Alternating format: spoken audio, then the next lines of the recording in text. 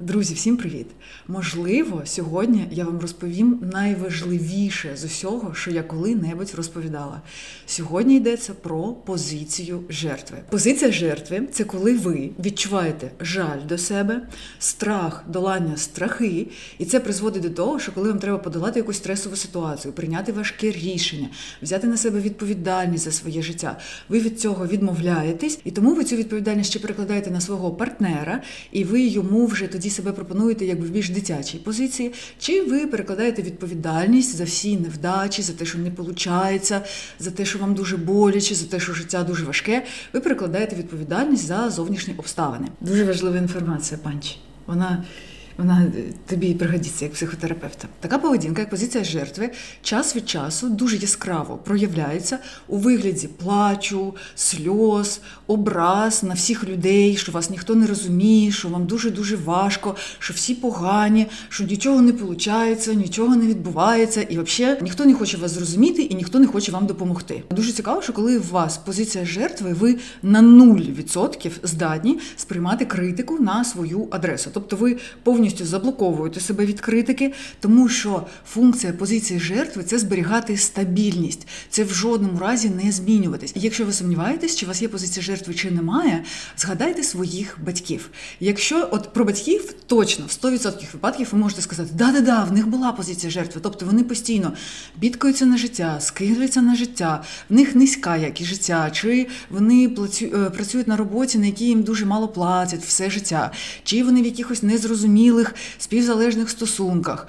Вони завжди боялись долати страхи, і через це їх територія, якби їхнього впливу і їхнього життя, тобто буквально фізично це могло проявлятися в тому, що вони прожили все своє життя в одній і тій же самій квартирі і ніколи якби не робили шансів на те, щоб покращити якість цього життя. Ніколи не ризикували, ніколи не досліджували щось нове. І якщо у вас є позиція жертви, це не означає, що ви якась погана людина, ви просто тварь якась. Це означає просто, що ви в своїх батьків вивчили цю поведінку, ви просто їй навчились, тому що ви дуже довго з ними жили, ви на них дивились, і ви просто її отак от просто скопіювали і перейняли. І тепер, коли ви це зрозумієте, вам буде легше позбутись цієї позиції жертви якраз, тому що вам, в ваших батьках, вона не подобається. Чому ваші батьки робили позицію жертви? Тому що тоді, коли вони були молодими, їм було 20, 30, 40 років, тоді ще вони не мали змоги подивитись відео на Ютубі про позицію жертви чи про базові навички психіки. Тобто вони не розуміли, що в них просто слабко розвинені базові навички психіки, і їм не було де взяти цю інформацію.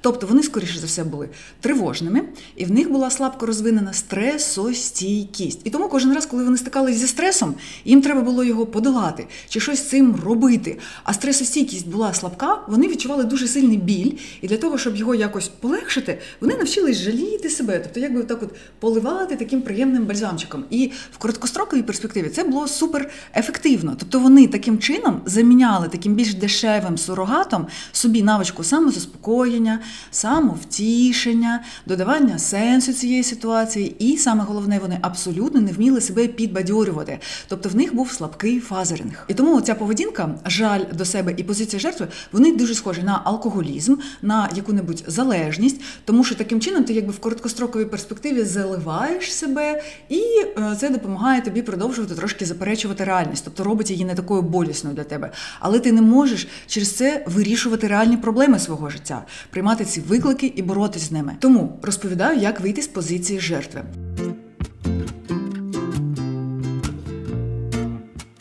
До мене прийшла клієнтка, з якою ми якраз тренували базові навички психіки, які в неї були слабко розвинені. І я їй дала таку навичку, як домашнє завдання, розвивати в собі відпускання емоцій. І вона дуже сумлінно, круто виконувала свої домашні завдання, і вона мені прийшла на наступний сеанс розповідає, що їй вдалося відпускати, наприклад, тривогу. Тобто кожен раз, коли вона відчуває тривогу, вона в себе запитує, яку емоцію я відчуваю, розуміє, що це тривога, вона починає краще усвідомлювати її, потім вона її терпить, дозволяє їй бути, і потім відпускає. Тобто тривогу їй вдалося відпустити. Але вона каже, коли в мене був сум, мені чомусь ніяк не вдавалось його відпустити. І тут я зрозуміла, що в цей момент в неї, крім суму, є просто не одна емоція. Там є ще якась емоція, яка примішалась, яку вона не усвідомлює, і оця емоція заважає їй відпустити сум. Тобто ця емоція заважає їй застосувати навичку стресостійкості. І я зрозуміла, що це жаль до себе. І тоді я їй дала домашнє завдання, наступне, що кожен раз, коли вона буде відчувати будь-яку негативну емоцію, важку, сум, провину, сором, злість, їй треба її усвідомити, дозволити їй бути і відпустити її, що кожен раз, коли вона буде відчувати ці емоції, їй треба ще усвідомлювати, що тут примішується жаль до себе. Тобто я навчила її усвідомлювати, що вона відчуває жаль до себе.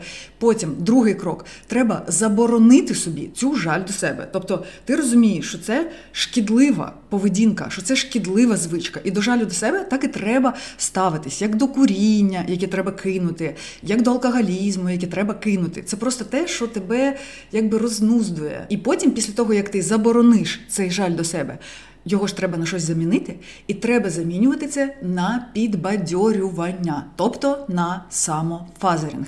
Тобто ми собі кажемо, от зараз доколупуватися до свого хлопця і відчувати там цей сум з приводу цього, мені взагалі не корисно, мені краще і набагато ефективніше зосередити свою увагу на чомусь більш глобальному і принциповому. Чи там, ну як же я не справлюсь? Ну всі ж якось справились, значить і я справлюсь. Всі ж якось переїжджали від батьків і долали сум за тим, що вони їх втратили. Значить і я зможу пережити ці емоції. Ти самофазерінгом буквально кожен раз повертаєш себе в такий більш адекватний, тверезий стан, налаштований на те, щоб долати складнощі, і потім, відповідно, потрошку їх вже долаєш. І на кожному цьому етапі долання ти себе кожен раз підбадьорюєш і підбадьорюєш. Все, сідай, отак, і сиди. Послушно.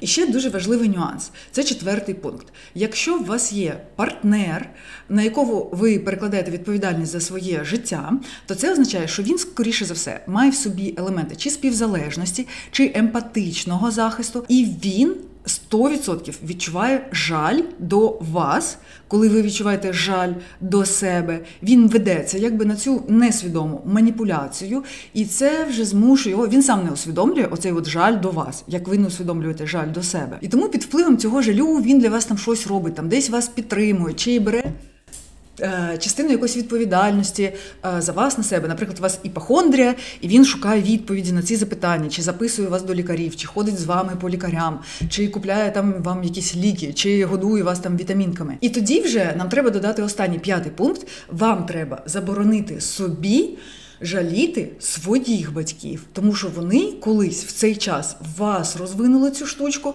і тепер кожен раз, коли вони відчувають жаль до себе, і вони кажуть, ну, я не знаю, вони там плачуть, вам розповідають, як вони погано живуть, і вони не знають, як їм вийти з цієї ситуації. І такий, якби, німий запит до вас, ріши, там, чи пожалій мене, я не знаю, що, але там, зроби щось, і вам від цього неприємно.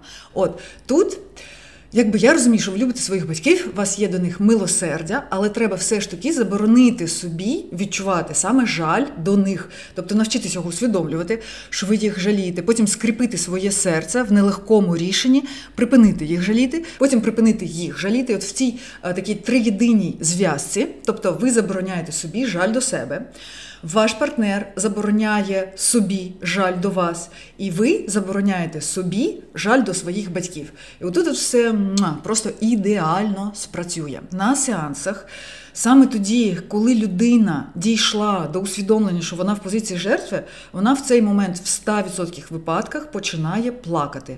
Це нормально, це треба пережити, перетерпіти, це усвідомлення болісне. І взагалі з позиції жертви не можна вийти. З неї можна виходити. Тобто це буде шлях. Ви запитаєте в мене, Євгенія, скільки разів мені треба зробити буде оце от підбадьорювання? Одного разу достатньо? 2-3, мабуть, разів достатньо? Ні. Тепер це треба буде робити постійно. Тобто не можна вийти з позиції жертви, можна виходити з позиції жертви. Можливо, вам на це знадобиться місяця, 3-4. Просто позиція жертви, вона ще може бути розвинена в різному ступені. Може бути чуть-чуть. І якщо у вас вже високий рівень усвідомлення, високий рівень базових навичок психіки, вам буде набагато легше її позбутися. Якщо ви ще тривожний, з низьким рівнем усвідомлення і з низьким рівнем розвитку базових навичок психіки, то ви на 100% в позиції жертви. І вам треба буде дуже-дуже довго її долати. Це для вас буде важкий шлях. Але тим не менш, цей шлях є необхідним, він є суперцікавим, він є єдино вірним. І коли ви на нього встаєте, ви розумієте, що все стає структурованим, все стає правильним, все починає мати сенс, все аж прям так сяє від такого сонячного світла, від структури. Ви будете дуже пишатись собою, вам буде приємно проходити цей шлях, ви будете відчувати себе сміливими, ви будете відчувати себе сильними, ви будете відчувати себе великими. Не я маленька така людина, яка ні на що не впливає, а я автор свого життя, я створюю своє життя. І це дуже-дуже приємне відчуття не любові до себе, не вдячності до себе, а поваги до себе.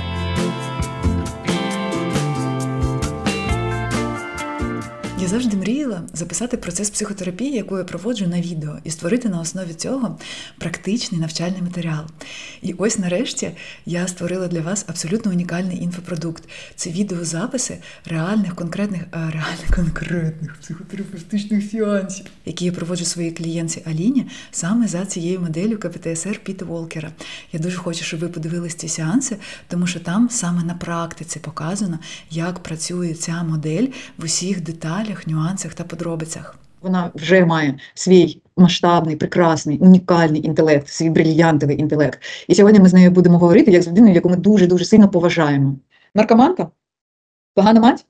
Як я можу на свою мать злитись, коли я сама свого сина била, я його кидала? Ти взагалі не заслуговуєш на те, щоб жити, мелкий червячок, ти отвратительна мразь, хто ти взагалі така? Ну от, тобто, Да, конечно, тут ляжеш і помреш. Я його ходила і зайобувала. І якби, тобто, наскільки я прагну, в мене оця от моя агресія на себе, да? Наскільки мені хотілося, щоб це все зруйнувалось. Типу, моє життя, оце от усе, типу, я хотіла його якби зруйнувати. Ні. Це була погранична поведінка, ти хотіла там встановлені структури і кордонів. Хоть бей себе сковородкою по лицу. Мені вообще пахеру, як ти навчишся це робити.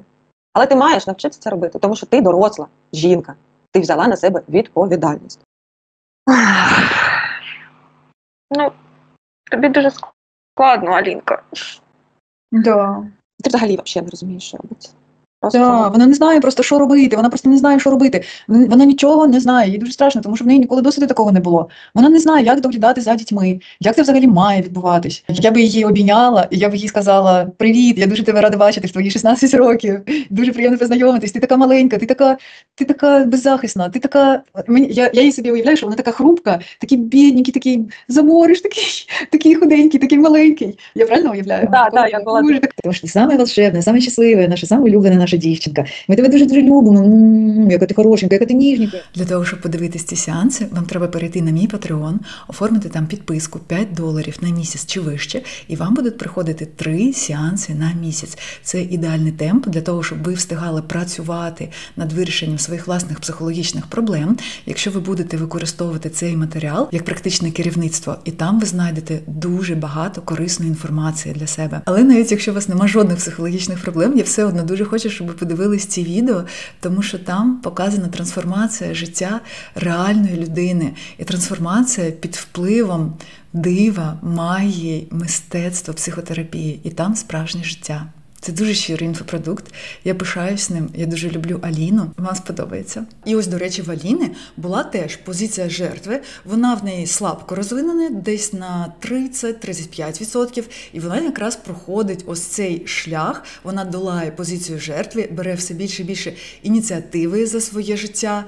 Це допомагає їй також відмовлятись від залежності. Тому, якщо ви хочете подивитись, як на практиці клінічно виглядає те, про що я вам сьогодні в теорії розповідала, будь ласка, підписуйтесь на мій Patreon і дивіться сеанси з Аліною. Я вас дуже-дуже люблю, обіймаю вас, друзі, дуже за вами сумувала. Рада, що ми знов разом. В наступних відео я продовжу розкривати окремі елементи моделі КПТСР Піта Волкера. Внутрішній критик, емпатичний захист. В мене є абсолютно cool story, це клінічний приклад, як ми з моєю супервізанткою долали її елементи дисоціації, тобто коли в неї певні емоції виходили в психосоматику, в тіло. Тому що в неї була мама-нарцис, і вона почала її піддавати фізичному насильству ще з дуже-дуже раннього віку, рік, півтора. І коли ми з нею зараз почали працювати в тілесних медитаціях на те, щоб діставати цю емоцію з тіла і переводити її на емоційний рівень, це магічно, фантастично, цікавезна інформація, і я вже просто горю від нетерпіння нею з вами скоріше поділитись, а також всім іншим. Тому